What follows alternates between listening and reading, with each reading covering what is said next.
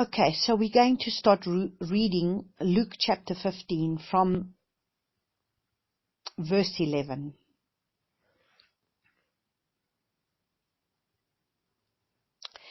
And it says, "And he said, a certain man had 2 sons. And the younger of them said to his father, Father, give me the portion of goods falling to me. And he divided his livelihood between them. And not many days after, the younger son, having gathered all together, went away to a distant country, and there wasted his goods with loose living. And when he had spent all, there arose a severe scarcity of food throughout that land, and he began to be in need. And he went and joined himself to one of the citizens of that land, and sent him to his fields to feed pigs." So, I want to start over here at the beginning where it says, "And the man had 2 sons, and the younger of them said to his father, give me the portion of goods falling to me." And in other translations it says, give me my inheritance. So that if we go and we read in other translations, it talks clearly about this younger son wanted to be able to receive his inheritance. And let me just see here what it says in this.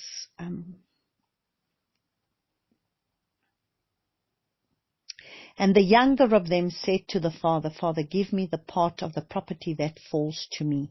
So you see, the part of the property is an inheritance, and he divided the estate between them. So it would have been, like I said, in some of the scriptures, it talks about an inheritance.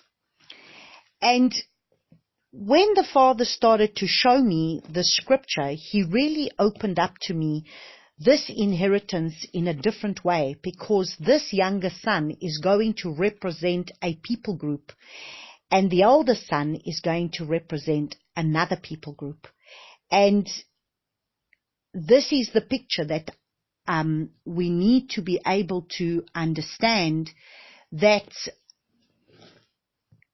what is it that is being given to this younger son. So when the father started opening up to me the story of the prodigal son, most people, and I'm sure you've heard the story in the church, and most people will preach to you the story of the prodigal son, and they will talk about the lost sheep, and it talks about, if we look and see the whole story before, it says in Luke chapter 15 verse 4, it says, from Luke chapter 15 verse 3 says, "And he spoke this parable to them. What man among you, having 100 sheep, and having lost one of them, does not leave the 99 in the wilderness and go after the one which is lost until he finds it? And having found it, he lays it on his shoulders rejoicing. And having come home, he calls together his friends and neighbors, saying to them, Rejoice with me, for I have found my sheep which was lost. And I say to you that in the same way there shall be more joy in heaven over one sinner repenting than over 99 righteous ones who need no repentance." So here we're seeing clearly that it is about a lost sheep. So a person automatically, when they preach this parable, they preach a parable about a sinner, about one who's in the world, one who's in the world, and, that now they come into the kingdom, they receive the kingdom, and now there's great rejoicing because one has repented and has got saved. But I want to propose to you today a different scenario from a different perspective, from a greater revelation of what the Father has given me in understanding the prodigal son. Now, it says, and the younger son said to his father, Father, give me the portion of goods falling me, and he divided his livelihood between them. Now, this inheritance that this son received, what the Father revealed to me is that this is how it has been with, like I'm going to say, the Christians, okay? So, we become a believer. We are Christians. We received our inheritance. We are in the Father's house. We've come back to the Father's house. We are in the Father's house. We receive Yeshua as our inheritance. Yeshua becomes our inheritance. Jesus becomes the inheritance. And what happens? These people go into the world. They want the inheritance. And once they receive the inheritance, they receive Yeshua. But Yeshua becomes the inheritance that they have received, but they go into the world and Yeshua becomes part of an inheritance that I can use for my gain, for my squandering, for what I want, for me to rub almost like a genie in a bottle so that I can get what I want out of it. So it raises up a people that becomes all about themselves, all about their own kingdom, all about their own, like I was saying to this pastor this morning who phoned me, that I said, you know what, at the end of the day, it's like the church is turning a shepherds and these pastors that are raising up, that it becomes about their church, that becomes about their sheep, that becomes about their houses, that it becomes about, let's see who's got the biggest church, let's see who's got the most sheep in the church, let's see what it's about. And the pastor becomes more and more prayer, more and more about your desires and your needs, and it's not about his kingdom, and it's not about him, and it's not about obeying his word, it's not about obeying his commands. It's about you being seen, you being heard, you being known, and it's about who's going to be competing with the next. And this is what I was telling this pastor this morning. This is my Ethiopian pastor friend. And I said, this is where you at. This is where churches are at. You'll spend all your time fasting and prayer for you to be able to grow a bigger church, for you to be able to do what? You're bringing people in the kingdom for what reason? To bring in more money? To be able to have bigger cars? To be able to have more bigger houses? What are you doing? Is that what it's about? Or are you bringing and equipping people so that they can be able to be what they were created to be in the kingdom of the Father? Equipping them for the work of the ministry. And at the end of the day, this is how I have understood this parable. I have understood this parable as we received our inheritance. We were in the Father's house. We received our inheritance. We would have had our inheritance the minute, once the father died, the two sons would have had the inheritance, and they would have run the Father's house the way the Father would have wanted it to be, and they would have been in unity, and they would have had the inheritance of the Father's house, and this is the way it was supposed to be, in unity. But no. This younger son said, no. I don't want to stay in my father's house. I don't want to obey my father's rules. Because you see, in the Father's house is the Father's rules. Like I heard the one man say once, I make the gold, I make the rules. In my house, you obey my rules. Because I make the gold, I make the rules. Like I used to say to my boys, as long as you are under my roof, it's my rules. And you will obey my rules. You do not do what you want in my house. When you are in your own house, you can do what you want in your own house. But as long as you are in my house, you will obey my rules.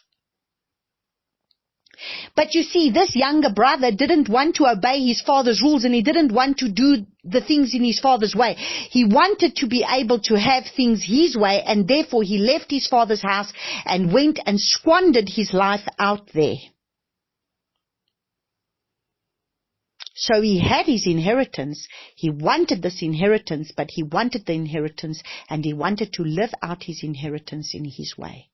And so this is what we want. We want to receive Jesus, but we want Jesus to be able to give me a good life.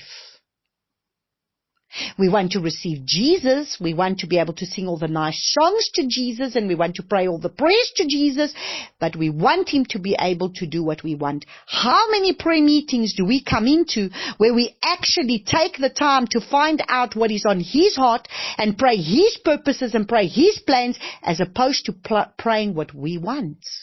And this is another thing that I was sharing with this pastor this morning.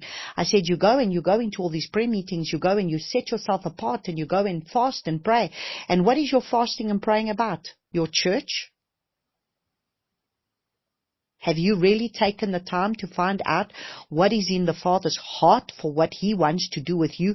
Or are you going to demand and command to him to say, here's my list, and this is what I want you to do for me here, and this is what I want you to do for me there, and this is what I want you to do for me there. And we come with our preconceived ideas and our lists, and we want to do things our way. Because unfortunately, this is how we've been taught. Because this is the Christianity that has been given us. This Christianity that we've been given is that the Father is here to serve us. We receive just Jesus so that we can have a better life. But you see, something very interesting happens over here. And not many days after, the younger son, having gathered all together, went away in a distant country, and there wasted his goods with loose living. And when he had spent all, there arose a severe scarcity of food throughout the land, and he began to be in need. Wow. He began to be in need, and that need was, there is a scarcity of food. And let me tell you something. That famine is the famine of the Word. That famine is the famine of the presence of the Father. That famine is, you will have all your hype in the church. You are going to have all your prayer meetings that you're going to have. You're going to have all your hype in the church. You're going to have all your little meetings. You're going to have everything. But inside of you, there is a void. There is a void that cannot be filled. And this is this woman that sat over here with me from Italy, and she sat with me and she said to me, it's like there was something missing. Something was missing.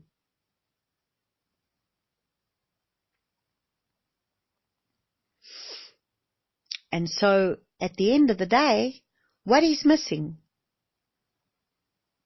We need to return back to the Father's ways. We need to return back to a restoration plan. We need to understand what is our identity. We don't understand what is the identity that we had that we have lost. And so this is why I sent out that prophetic word. That is one of the most powerful prophetic words that came exactly at the time of when the Father is revealing to me everything about this prodigal son, when the Father is revealing to me everything about this deeper revelation of understanding what this whole plan of his is about. And here comes this prophetic word that comes from this Bill man that's in the 1960s that sees this vision, and now he sees these horses and he sees them coming, and they're in a harness, and they are part of the horses that are serving the king. And here are these horses in the wild, and these horses are looking at these ones with a harness on them and saying, but what are you doing? You do not have a freedom.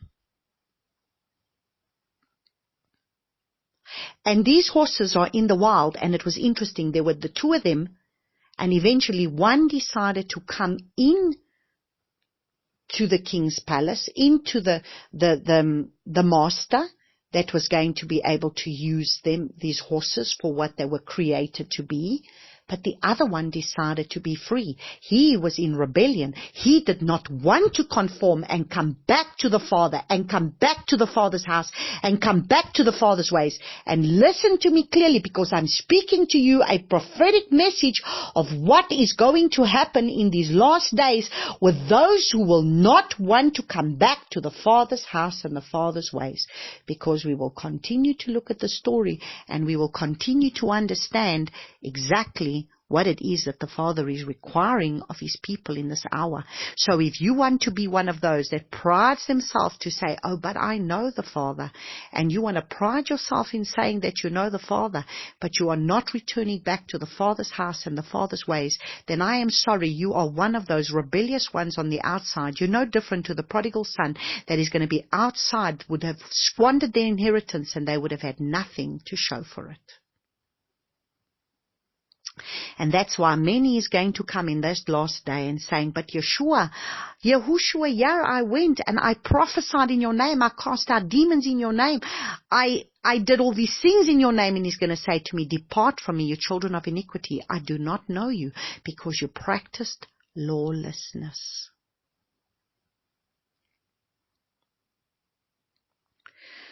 So there was a scarcity of food throughout the land, and he began to be in need. And he went and joined himself to the one of the citizens of the country, and he sent him to his fields to feed pigs. You see, that's the thing. You need to understand. You have lost your identity. You have become this idolatrous person out there that has got so many idols within your heart, and you've got so many things that are there that you would serve. You will actually be among the pigs, and you eat like they do, and you behave like they do, and you've lost your identity, and you do not know who you are.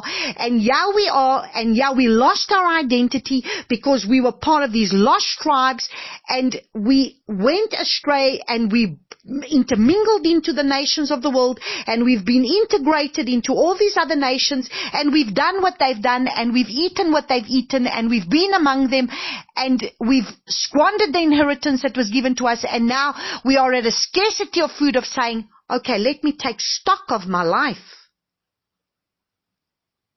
My goodness, what is going on in my life? And you see, there's going to come a day, and that day is very soon. And remember, in that prophetic word, it said there came a scarcity of food. And who were the ones that did not? Who were the ones that had food? Who were the ones that were not at a scarcity of food? It was the ones that was in the stable. It was the ones that were cared for by the master, the horses that were cared for by the master, but they had to be they were being trained, they were being prepared, harnesses were being put on them. But the other one that looked at them and said, oh, you poor little things, look at you, you're under the law. Oh, you've come under the law. What are you doing? You don't have freedom. Look at this. We have all the beautiful rivers here and the green grass, and we are free. And they want that freedom. Freedom to do what they want. Freedom to serve as they want. Freedom to serve the Father as they want. They don't want to come into the parameters of the Father's house, because that is exactly why the younger brother left. Because he didn't want to be in the Father's house and serve the Father and keep the Father's rules and keep the Father's ways. He wanted to be able to do it his way. He wanted to take his inheritance and squander it out there. He didn't want to wait until the Father was going to die before he was given his inheritance. He wanted to enjoy it now. My best life now. Let me enjoy my best life now, because I was given Jesus for me to have my best life now. I don't want to have to subject myself to any suffering. I don't want to have to subject myself to any difficulty. I don't want to have to subject myself to any... No, let me pray all of that away, because I was given my best life now. Really? No, because you see, Jesus was given to me so that I can be able to enjoy my life, because He needs to give me everything that I want. He needs to give me all my heart's desires. But never once do I ever ask what is on His heart and what is on His mind. And I go to my prayer meetings and I do everything, and I think I'm so pleasing to Him, until the scarcity of food is going to come and destruction is going to come. And the war is going to break out, and famine is going to break out, and there will be a physical famine, and there will be a spiritual famine, and the physical famine and the spiritual famine is going to come. And let me tell you something, not all that hype of that church that people have been involved in, not all those nice hype songs that you've sang, and all those nice little meetings that you've been to, and all those things is going to be able to sustain you in the time that's going to be ahead of you. Because the only thing that's going to sustain you is going to be the fact that you have come into that place of absolute intimacy with Him. And that you have learned to become absolute obedient to His voice, because that is what's going to keep you. Remember those horses, the harnesses on those horses, they didn't move. They were not moved because they knew the master's voice, and they only did what the master told them to do. And the master had his absolute trust in those horses, that he could be underneath that carriage and he wasn't even disturbed, because he knew that they would be absolutely obedient. Is that how we are before our Father? Is that how we are before our King? So, we continue to read. And to his fields and to feed the pigs. So you see, now he is amongst the pigs. And he was longing to fill his stomach with the pods which the pigs were eating, and no one gave to him. But having come to himself, he said, how many of my father's hired servants have bread enough and to spare, and I am perishing with hunger. Even the servants in the father's house are being served better than the one who is out there rebelling against him. Having risen, I shall go to my father and say to him, Father, I have sinned against the heaven and before you. I am no longer worthy to be called your son. Make me like the one of your hired servants. And having risen, he went to his father, and while he was still a long way off, his father saw him and was moved with compassion, and ran and fell on his neck and kissed him. Oh wow. Oh wow. How that father is longing for that one that needs to return back to his house, back to his ways, back to his ordinances, back to his precepts, back to his commands, back to his Torah. How the father is longing for that one that needs to come back. But you see, that is going to have to take a repentant heart. That is going to have to take us to be able to come to the place of where we stop being rebellious, of where we stop trying to do things in our way and in our mindset and in our things, and where we look at all of this and we say, oh, but you know what? I am still pleasing to the Father. You know what? I am still pleasing the Father. Oh, look, I go to church every Sunday. I read my Bible. I'm part of this Bible group. I'm out there doing all this mission work. I'm out there doing all these things. You need to understand what was the gospel all about. You need to understand what was Yeshua's purpose and plan for coming all about, because if we do not understand, then we will just aimlessly be out there trying to save souls for what? Are we bringing them into the kingdom so that they may be restored from what they have lost? Are we bringing them into a covenant with the Father? What are we doing?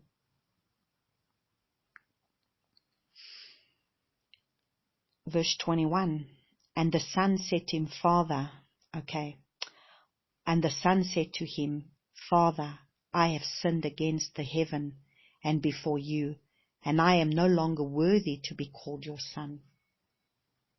Understand, is that not the house of Israel? He divorced the house of Israel. He divorced the house of Israel because at the end of the day, she became the harlot. She went and chased after her lovers. She went and chased after those that were out there. She went and chased after another way. That is what happened with the house of Israel, because it was Jeroboam and Rehoboam, Rehoboam put up the temple taxes, and it became so difficult for the people, and Jeroboam came to him and said to him, put down these temple taxes. We've already built the temple. There's no need to be temple taxes now. The temple is already standing, but you see, this is what happens. The greed comes in. It's the same as what happens even with the pastors. It's not enough. We want more greed. We want more things. We want bigger houses, bigger cars. I mean, I have been watching things, that is sick to your stomach of what is going on out there. And this is the same thing of what I get told here in the land of Israel, that these rabbis, it's all about money. They will do whatever it takes to be able to get the money. They want to be seen, these rabbis want to be seen as the gods, because people need to bow down to them, because at the end of the day, it's all about money. Eventually, the greed gets the best of all of us. And so at the end of the day, the Father divorced the house of Israel. But praise Abba Father, He gave us the book of Hosea for a reason.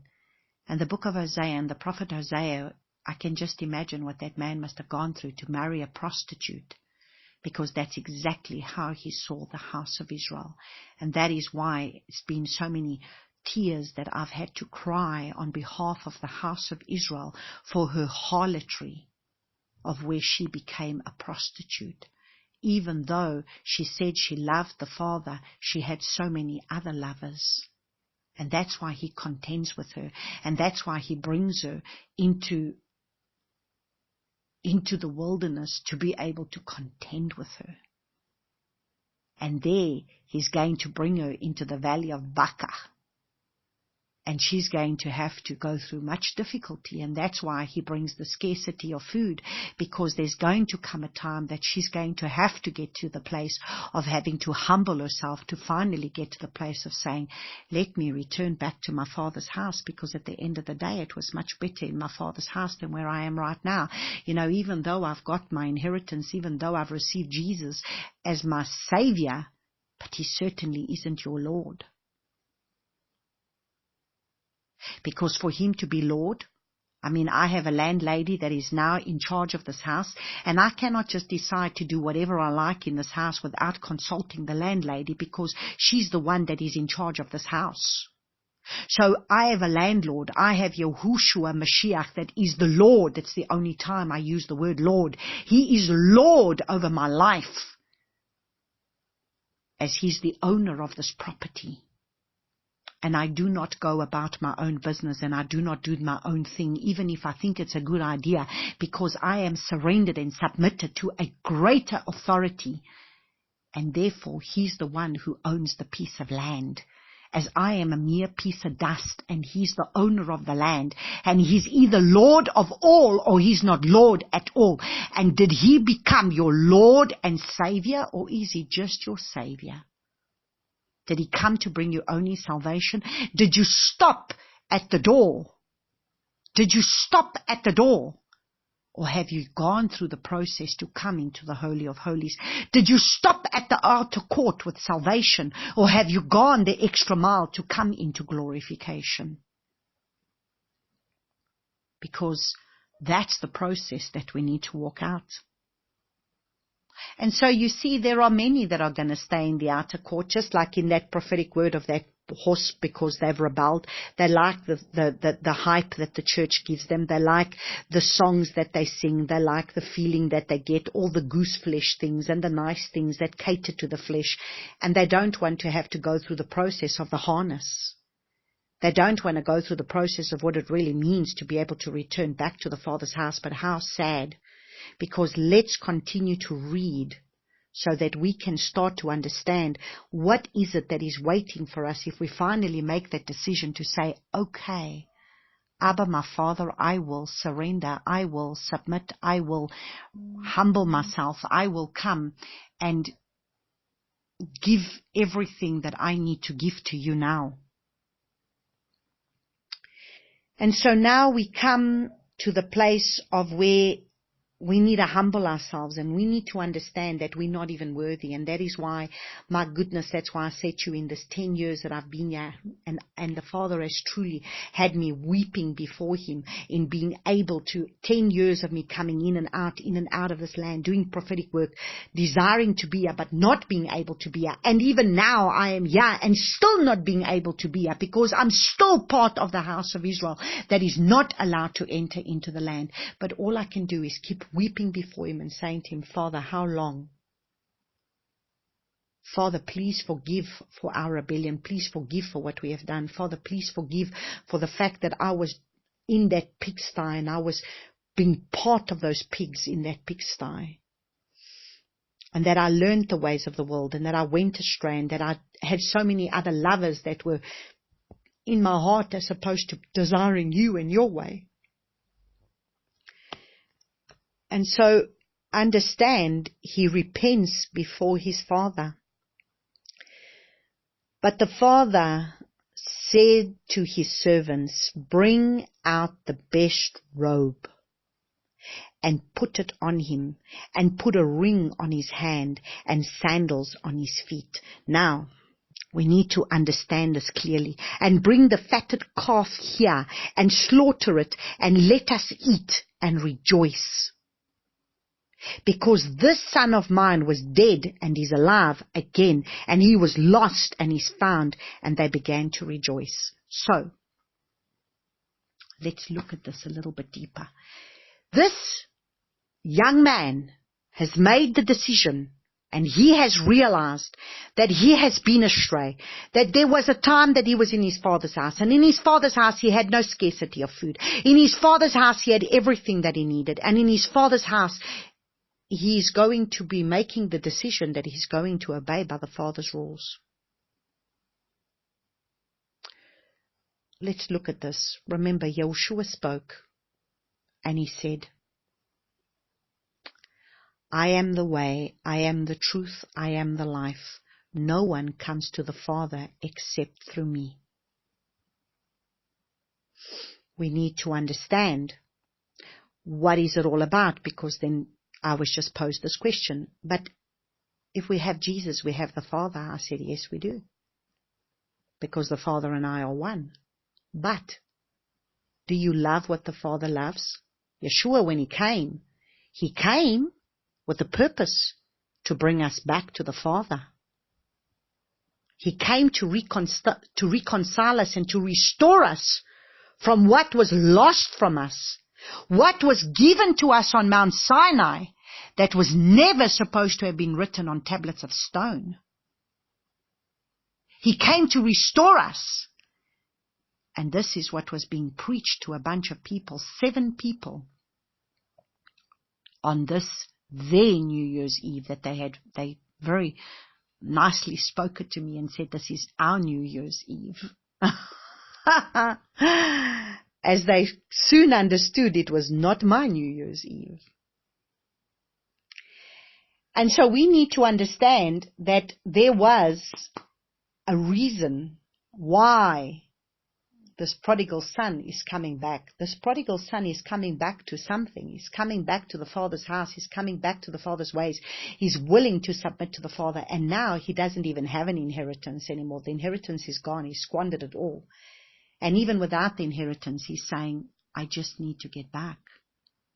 Because I've realized that in my Father's house, I have the security that I need. I have the feeding that I need. I have everything that I need. My inheritance was there all along. I didn't need to take an inheritance away with me. My inheritance was in the Father's house, because the Father and the Son are one. You cannot have one without the other. When you have one, you have the other. But I was trying. But this is what happens. We get saved in the Father's house, and we're supposed to come back to the Father's laws and the Father's truths and the Father's ordinances and the Father's Torah. But instead, what do? We come out of the Father's house and we bring our inheritance with us, Yeshua, our inheritance, but Him and the Father are one, and they need to stay one in the Father's house. But no, because I want Him now to serve me. And he needs to become a God that becomes a totally different God. And this is the reason, also one of the reasons that birthed this message, is that I'm going to share with you a video of how Israel sees Christianity. And I pray that by the time Abba has finished with this message, that you are going to understand that you have a purpose and a plan. And your purpose and your plan is to be able to understand that you need to be restored back to what it is that you've fallen from, so that you can be a light to the people in this nation. Because this nation will never be able to see the Messiah if we do not reflect that Messiah the way that he's supposed to be reflected. He was never supposed to be separated from the house. He was never supposed to be separated from the commands of the Father, from the Torah of the Father. He was never supposed to have become a separate idol God to us. Please hear me what I'm saying. He was never supposed to have been separated. Yeshua speaks very clearly. Should we just look at this? Should we quickly just look at this? Because, my goodness, I do not want to be speaking things that you're going to turn on and say, oh, blasphemy, what is she saying? Let's stone her now. What is she speaking about? Let us go back to the sheep. My sheep will hear my voice, and the voice of a stranger they shall not follow. My sheep will follow me wherever I go. It says, my Father who has given them to me is greater than all, and no one is able to snatch them out of my Father's hand. Because everything about Yeshua coming was to bring us back to the Father. We need to understand this. Father, I have revealed your ways to them. I have revealed your name to them. Father, let them be one as you and I are one. Now he says, I and my Father are one. In John chapter 10, verse 30, I and my Father are one. Now let's read verse 36. Do you say of him whom the Father set apart, sent into the world, you are blaspheming because I said, I am the Son of Elua. Verse 37, if I do not do the works of my Father, do not believe me. But if I do, though you do not believe me, believe the works, so that you know and believe that the Father is in me and I in him. So how can we take Yeshua and separate him and make him be presented to the world, especially to these Christians, as another God? How? And that is the video that I'm going to share with you, for you to be able to see a documentary that was done, just a little, I think it's, 10 minutes or however many it is,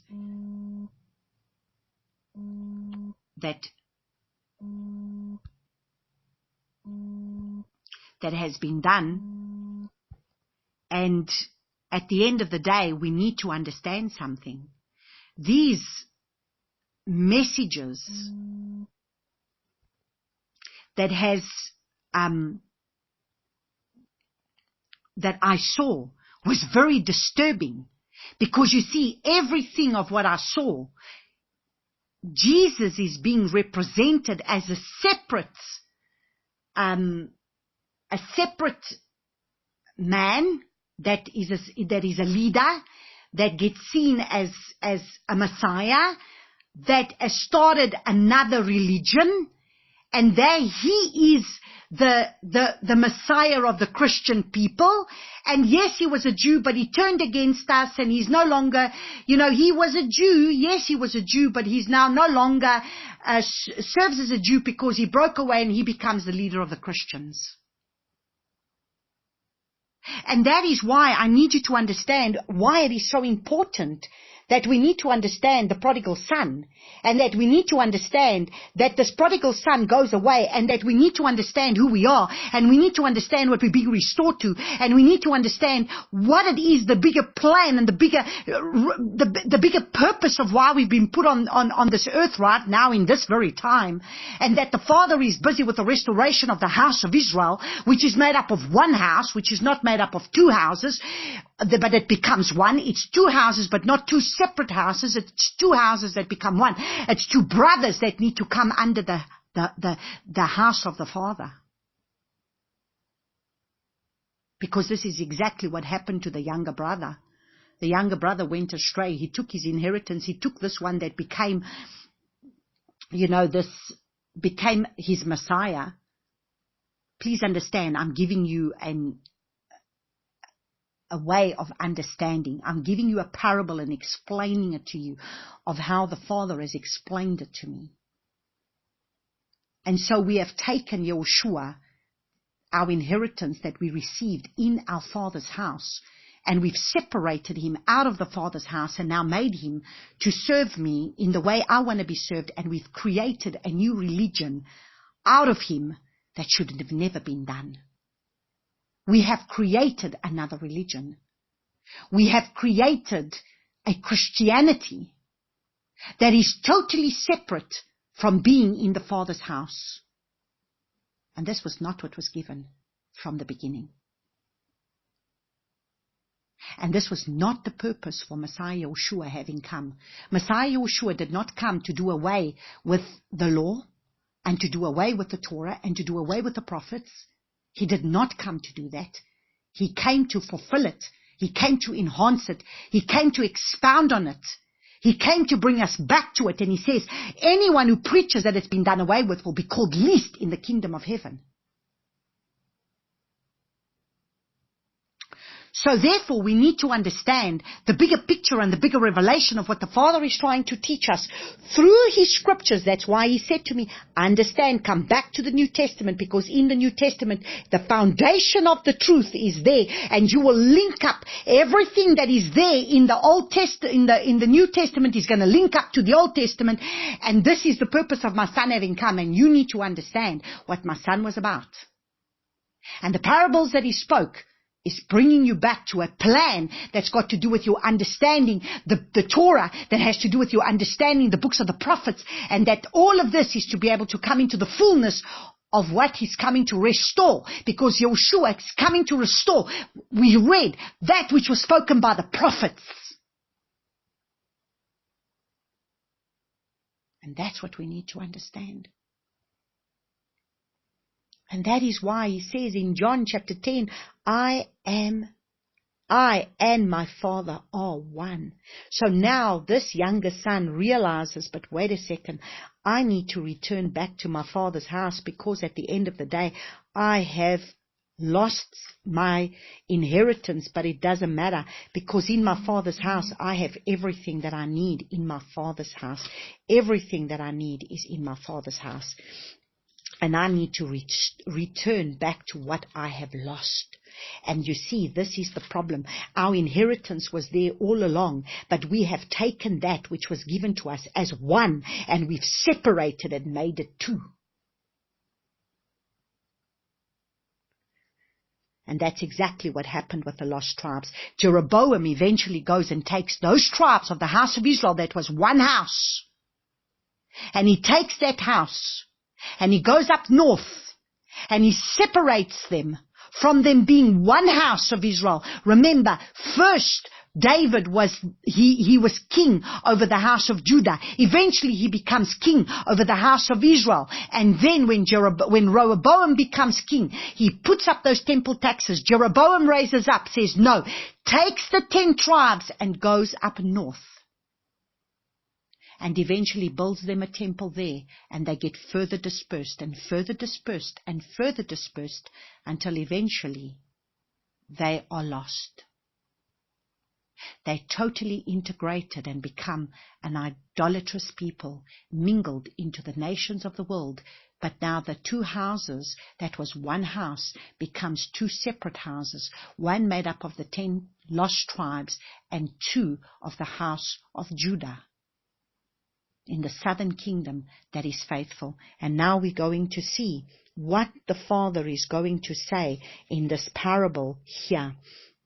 And then the Father said to his servants, bring out the best robe and put it on him, and put a ring on his hand.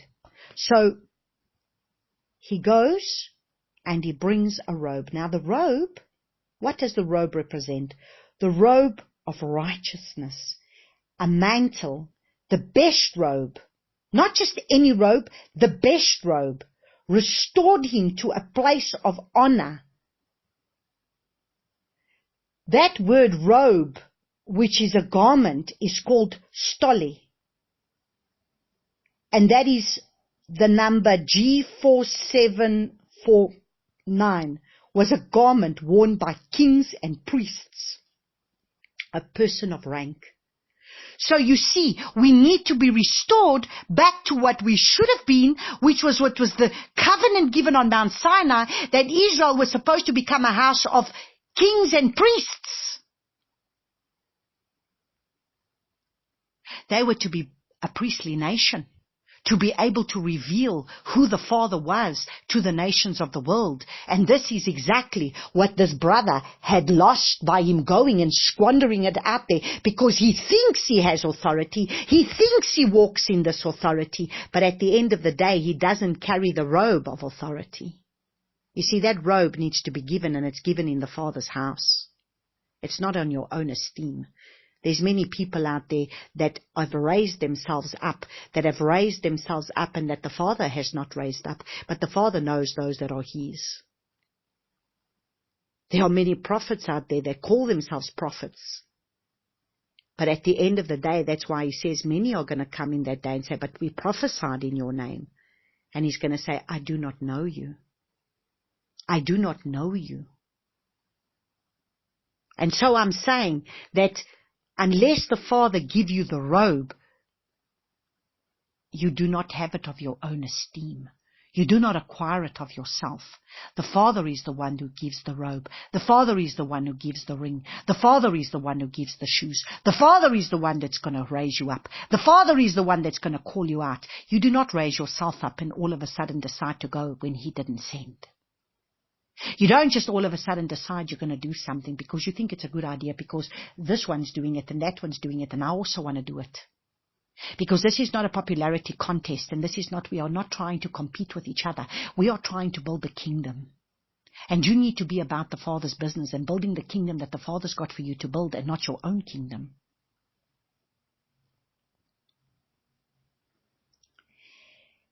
But the Father said to the servants, so bring out the best robe. So the robe is the garment called stole, was a garment worn by kings and priests. And this robe is the robe of righteousness.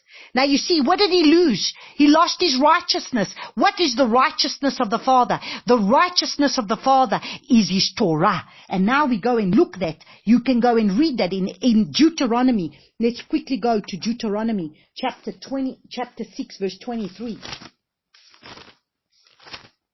Because it's the robe of righteousness. So let's look at Deuteronomy 6 verse 23.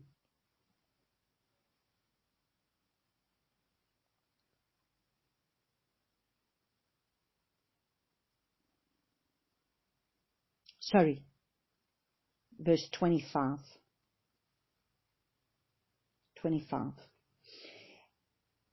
Okay, from verse 24. And Yahuwah commanded us to do all these laws, to fear Yahuwah our Lord, for our good always, to keep us alive as it is today. And it is righteousness for us when we got to do all His commands before Yahuwah our Lord, as He commanded us. And it is righteousness for us when we got to do all His commands. That's righteousness. Then, let's look at Isaiah 51 verse 7.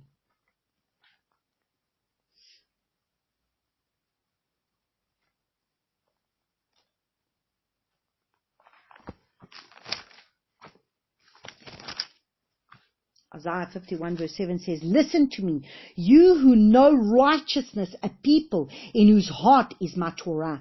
Do not fear the reproach of men, nor be afraid of their revilings. So, in whose heart is my Torah. That is righteousness. Righteousness is His Torah. It's His commands, His precepts, His ordinances. That is righteousness. Then, Psalm 119, my favorite psalm. The Psalm of David.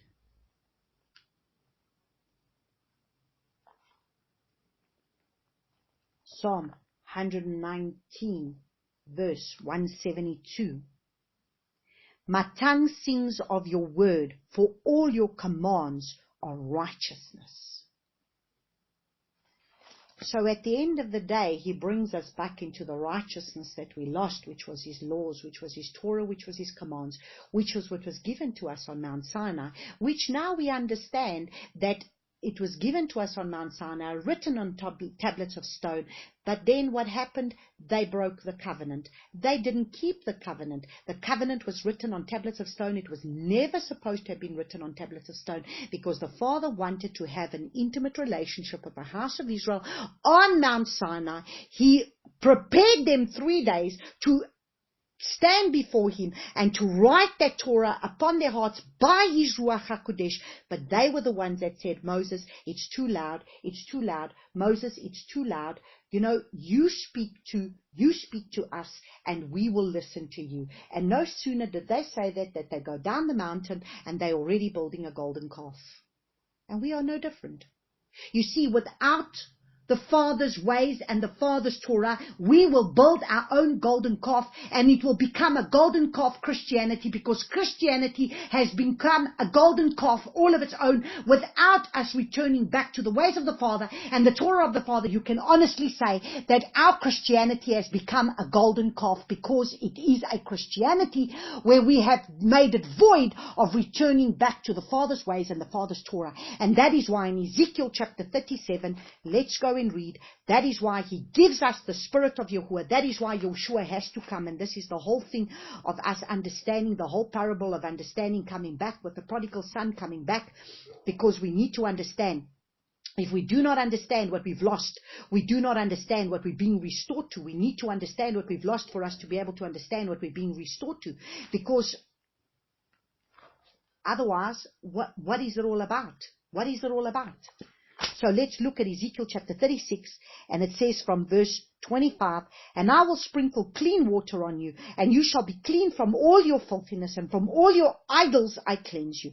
And I shall give you a new heart, take out that heart of stone, and that heart of stone out of your flesh, and I shall give you a heart of flesh. So I will take that tablet of stones, where the Torah was written on tablets of stone, and I will write it on the tablets of your hearts, and put my spirit within you, and I shall cause you to walk in my laws, and guard my right rulings, and shall do them. And you shall dwell in the land that I gave to your fathers. Here we go. How do we get back to this land? You will not be able to get back to this land if you do not return back to his ways, because you need to come back to his father's house. And you shall be my people, and I shall be your Eluah, and I shall save you from all your uncleanness, and I shall call for the grain and increase it, and I shall bring no scarcity of food upon you. Do you see? Oh my goodness, I didn't even know that was there. Let's look and see. Okay. And you, there. And put my spirit within you, and I shall cause you to walk in my laws, and guard my right rulings, and shall do them. You see? I shall cause you to walk in my laws, and to guard my right rulings, and you shall do them. And you shall dwell in the land that I gave to your fathers, and you shall be my people, and I shall be your Eluah. Now the land is the same as the Father's house. This is his land, this is his house. Now look at what he says. Oh my goodness, he just comes and confirms it. I just see this now. And I shall save you from all your uncleanness, and I shall call for the grain and increase it, and I shall bring no more scarcity of food upon you. You see? What did the prodigal son have? Scarcity of food. But when he returns back to the Father's law and the Father's ways and the Father's rules and the Father's house, he will have no more scarcity of food. Because then the Father can provide for him, because it was the Father's will from the beginning that he was the one that was to provide for him. Not you to provide for yourself. The Father wants to provide for you. You cannot provide for yourself. So this is when you understand what all of this is about. This is when you understand the bigger plan of what he's trying to do, the bigger plan of everything of what this parable is about, and what is it doing in these last days, and what is it busy doing in our lives, and what is the understanding that we need to have. So let's go back to our parable. And then he gives him the ring. The best robe he puts on him, and puts a ring on his hand. Okay, so he puts a ring. The ring was used as a signet ring, a token of authority. So first he restores him to righteousness. He gives him the righteousness that he has lost. He restores him back to that righteousness. He restores him back to to coming back to his commands, to coming back to his ways, to coming back to his Torah, to coming back to his law. And it's a garment that restores him back to being able to walk in a kingly anointing and a priestly anointing. And the ring was used as a signet, token of authority, and it represents the covenant. He was being restored to the covenant made. Now he gets restored back to that covenant that he lost. That's why we give a ring when we get married, because it's a covenant that we make with each other. We have a ring of a covenant, and it's also a ring of authority. Remember the ring before, the signet ring they used to stamp. Even in Haggai, it talks about in Haggai 2 verse 23, where the king was able to seal it with the signet ring, was sealing the paper so that you would be sealed with the signet ring, with this covenant. You are sealed with the covenant of the ring. And it's the covenant that has been made. And then it gets very interesting, because then he puts on him sandals on his feet. And what are those sandals? Now this prodigal son, the one that is lost, the one that has gone astray, the one that has gone into the world, the one that has learned the ways of the heathen, the one that has learned the ways of those who are not of the Father's ways, becomes a vessel that he can use in order to be able to go and bring a message of the gospel of the kingdom to those that are in the dispersion, to those that are around them, to those that are coming, receiving Messiah Yeshua, but are also not in the Father's house, to be able to come and say, come, be restored back to the Father's house. And we read this. Let's look and see in Isaiah chapter 42, verses 5 to 9. Let's go read Isaiah chapter 42, because I'm sharing with you the scriptures that the Father has given me for years and years and years. When, my goodness, just after I got saved, these were scriptures that the Father was giving to me. I didn't understand what he was trying to say with all these scriptures. And I mean, these were scriptures that he gave me, but I didn't have the bigger revelation. I didn't have the bigger picture. Because, remember what I said, the 7 levels, he gives you the seven spirits of Yahuwah, which is he gives you the spirit of wisdom, spirit of counsel, spirit of might. He brings you the different revelations as you have wisdom. Then as you have counsel, and as he takes you through this journey, he gives you different understanding of things for you to be able to understand this word in different ways and in different levels, for us to be able to come into the deeper revelation of the things that he's trying to say. And so this was a scripture that I've even had someone declare over me in a dream. Even in a dream, he gave this to me, and I didn't really understand it. And here it is, and it says,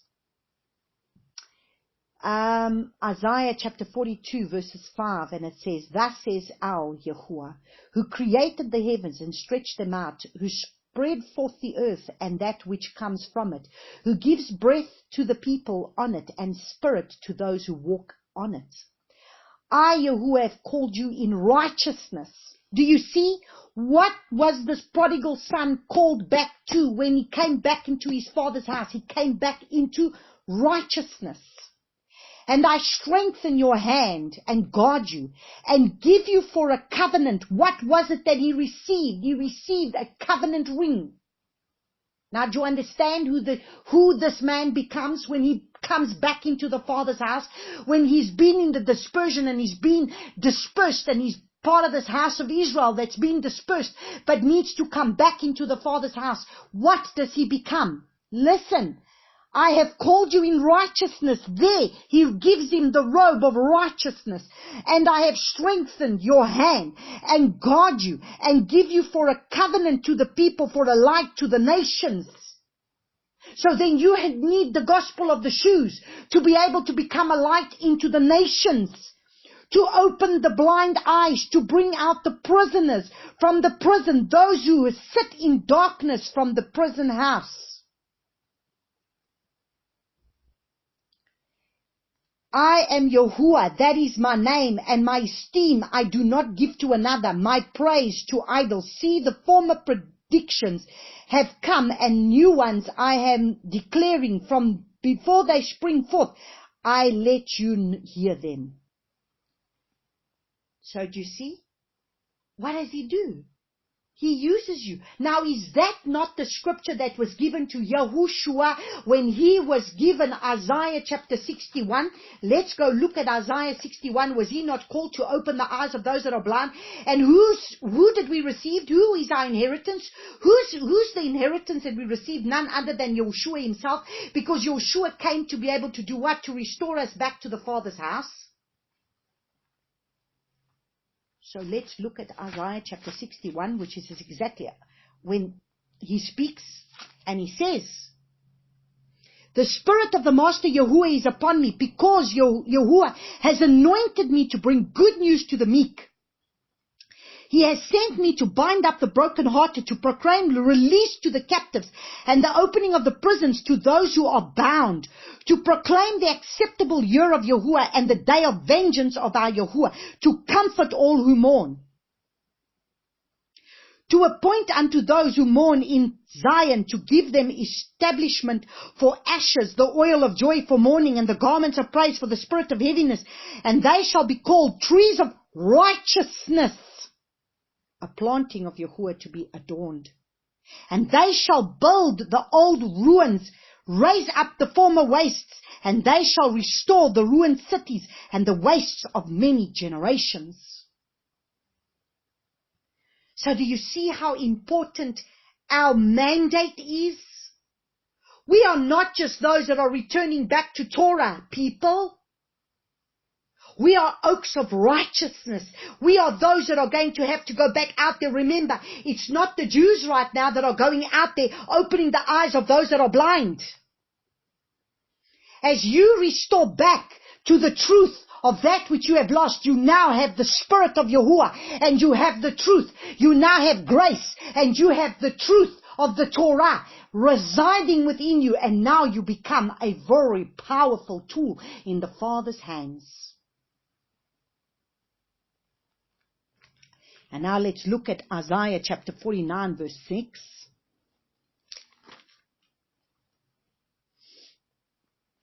Let's start at verse 5. And now says Yahuwah, who formed me from the womb to be his servant, to bring Yaakov back to him. Though Israel is not gathered to him, yet I am esteemed in the eyes of Yahuwah, and my Alua has been my strength. Now listen to verse 6. And he said, shall it be a small matter for you to be my servant, to raise up the tribes of Yaakov, to bring back the preserved ones of Israel, and I shall give you as a light to the nations, to be my deliverance to the ends of the earth. Oh my goodness. If we have the Spirit of Yahuwah that is within us, because we received Yahushua, what was the purpose of Yeshua's coming? What was the purpose of Yahushua's coming? What? We need to understand. So let us just finish our parable, because we will look a little bit deeper into this parable.